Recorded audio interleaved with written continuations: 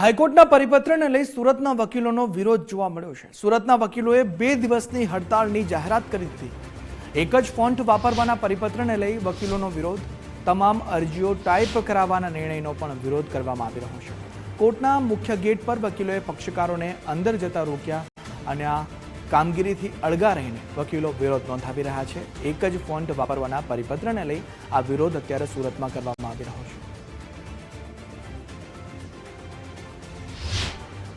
હાલમાં જે હાઈકોર્ટ દ્વારા પરિપત્ર આપવામાં આવેલ છે, જેના લીધે ઘણા એડવોકેટોને ખૂબ જ મુશ્કેલી પડી રહી છે।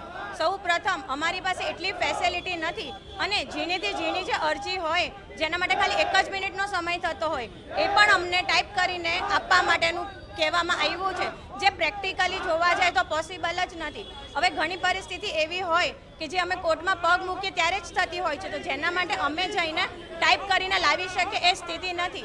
એ ઉપરાંત પણ જે A4 સાઇઝના પેપર છે એના લીધે જે પેજીસ જે 5 થી 10 પેજમાં થતા હતા એ પણ ઘણા પેજીસ થઈ ગયા છે, જેના લીધે પર્યાવરણને પણ નુકસાન જાય એમ છે। ગુજરાત હાઈકોર્ટ દ્વારા જે સર્ક્યુલર બહાર પાડવામાં આવેલું છે, જેમાં નિર્દિષ્ટ કરવામાં આવેલ છે કે વકીલો જ્યારે કોર્ટની અંદર કાર્યવાહીની અંદર જે પેપર યુઝ થાય છે તે 75 GSMનો હોવો જોઈએ, ટાઈપ કરેલો હોવો જોઈએ અને તે પર્ટિક્યુલરલી લોહિત ફોન્ટમાં જ હોવો જોઈએ।